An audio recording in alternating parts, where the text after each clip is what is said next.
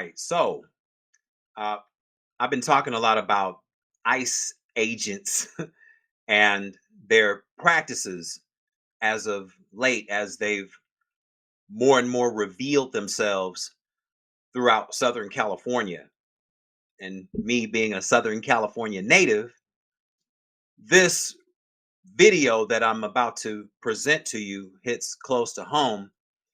And it just happened just yesterday, actually. So I'm going to put this up and kind of do a stop and go. I'll play some of this report, and then I'll stop, make a couple of comments, then move it along instead of showing the whole 5 minute uh, video in its entirety. I'll kind of do a back and forth. So I'm going to present this to you here. An off-duty Border Patrol agent facing some serious charges tonight, accused of brawling with police and pulling a gun inside a local restaurant. KCAL News assignment editor Mike Rogers is here at the desk now. And Mike, you've been working this story for the last several days and have exclusive details for us now. Yeah, that's right, Susie and Juan. We've been working this story since we got tipped off about it on Tuesday night. Tonight, we have confirmed that the man taken into custody here at this yard house is a Customs and Border Protection agent. I want you to listen what brought police to this location to begin with. 6 Drop Code 3, it's 417 at the yard house, 401 Shoreline Village Drive. The suspect showed the CP the black handgun and put it back into his holster in his pants. And according to the Los Angeles County DA's office, that encounter happened inside of a women's restroom at the yard house. Now, the DA's office says that the suspect, who is also a off-duty CBP agent, was intoxicated at the time this all went down. Security asked him to leave because he's not allowed to have a gun. That's when security says he was holding the magazine in his hand with the black handgun still in his waistband. Long Beach police arrived. They say they had to physically fight him to be able to take him into custody, even had to tase him while all of this was going on. I want to show you the mugshot here, given to me by a police source. You see him here after he was booked into the Long Beach jail. This is Isaiah Hodgins, the 29-year-old facing now multiple felony charges. As soon as we got the name and got the picture, it all sounded very familiar to us, and it has all to do with what happened in Pico Rivera on June 17th. Remember this video, a Walmart employee scuffling with those Border Patrol agents after he allegedly tried to intervene with the arrest of an undocumented immigrant. Now, the agent you see tussling with Adrian Martinez there is this person, we believe, who was also arrested in Long Beach. Now, I had a chance to reach out to Adrian's attorneys for a statement. I want to show you what they had to say. Okay, I'm going to stop it right there. So, as you can see, so let me just dissect this for a minute. Just bear with me,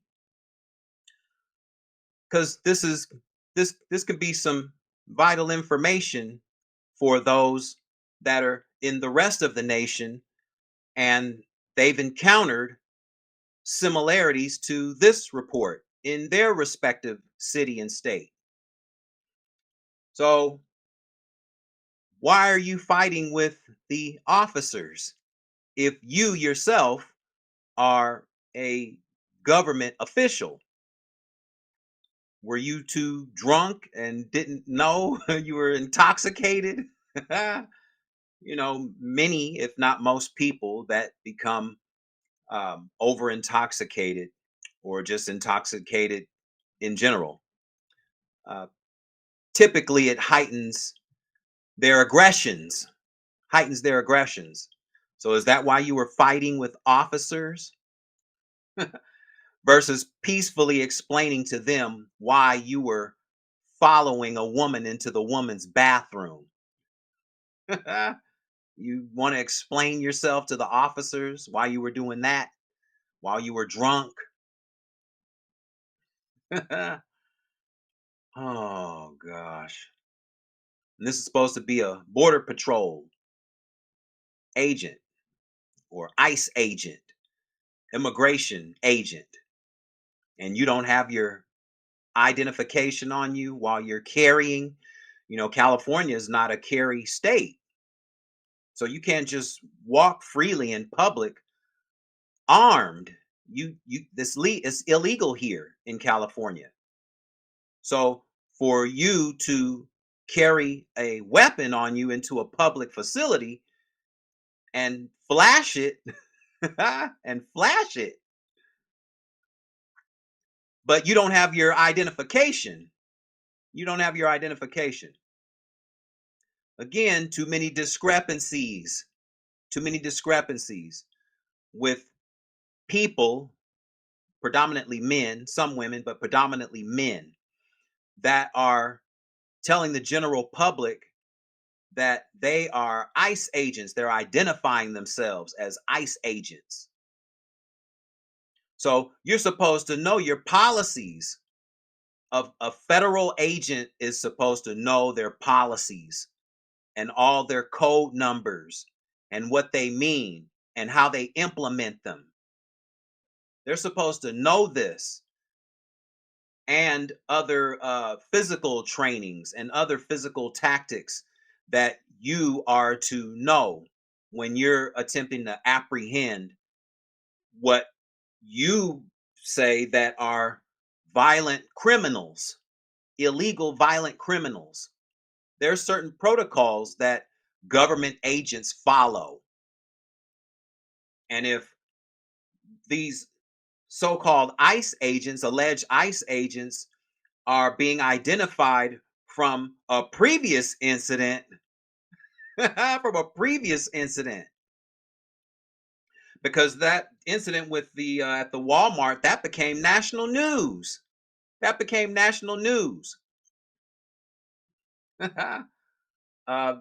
Secretary of Homeland Security referenced it. Kristi Noem, she referenced it. So why is this happening more and more and more? Not only here in Los Angeles, but in other major cities all across America. But of course, here in California, we're going to be the guinea pig stepchild, right? Everything's going to be tried on us, Californians. So what will come of this, we'll see. I'm going to go back to this clip here because I think this is pretty amazing. Border Patrol agent was arrested for an off-duty act of felony violence, which is indicative of the violence frequently seen in ICE Border Patrol arrests. The arrest confirms the fears many have right now regarding the violent, unaccountable, and unhinged federal agents roaming the streets. We reached out to the Department of Homeland Security for a statement. They said, quote, "This matter is under investigation." I also reached out to the Public Defender's Office, which is representing the off-duty Border Patrol agent. We did not hear back from them tonight.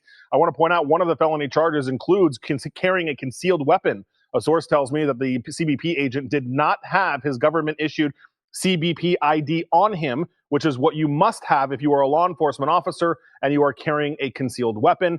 By the way, some of that radio traffic I listened to also indicated that that agent threw the gun as he was running from law enforcement. They recovered it in the street nearby, guys. Okay, I'll leave it there because the mayor did speak, and kudos to him for being on top of this and showing that he's behind the people of my hometown of Long Beach, California. So there was something that he mentioned. I'm going to go back to that clip just briefly, and because there was something that was stated. I'm going to go back here really quick. Duty Border Patrol agent. We did not hear back from them tonight. I want to point out one of the felony charges includes carrying a concealed weapon. Unaccountable and unhinged federal agents roaming the streets. We reached out to the Department of Homeland Security for a statement. They said, quote, "This matter is under investigation."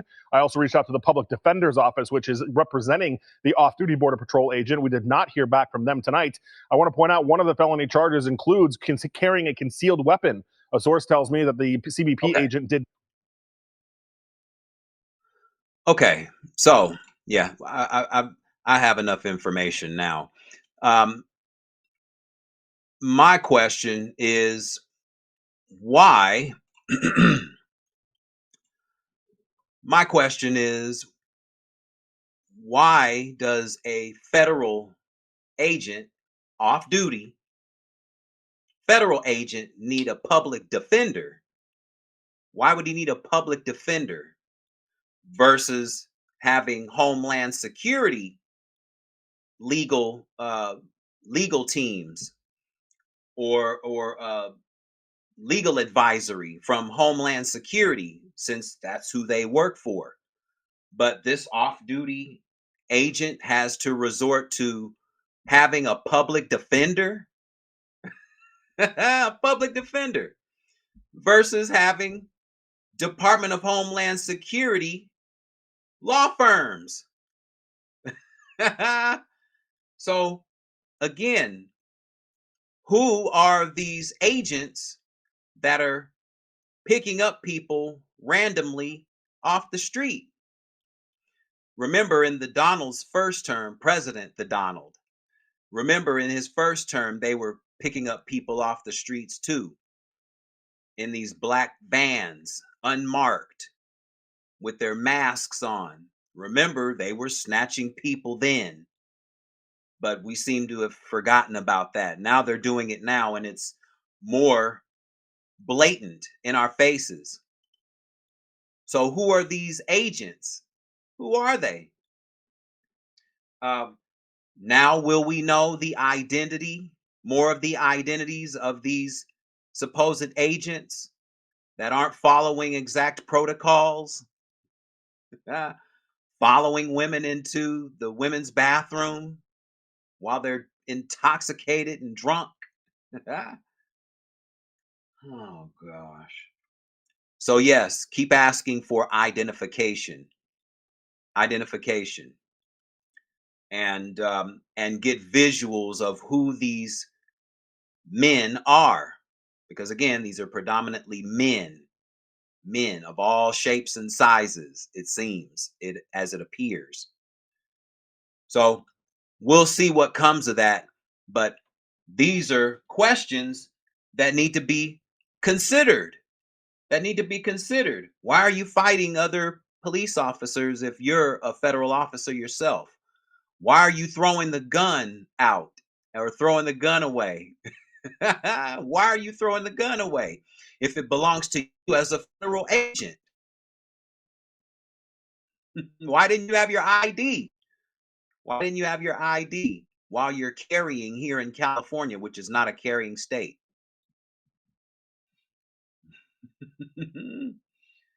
Oh gosh. Why are you in the same scuffle from 2 weeks previous? I mean, are you following protocols of trying to make that quota of 7,000 violent criminals per day, right? How many more videos are you in? How many more? Will you be identified in any other scuffles with the general public, American citizens, because you want to be an ICE agent? Why do you have a public defender instead of Homeland Security coming to intervene on your behalf? On your behalf. Why aren't you wanting Homeland Security? Why isn't that your first choice in someone defending you if you are a federal agent? A federal agent, off duty or not, you're a federal agent. So why have you had to resort to having a public defender? A public defender. Just some things to consider. Until next time.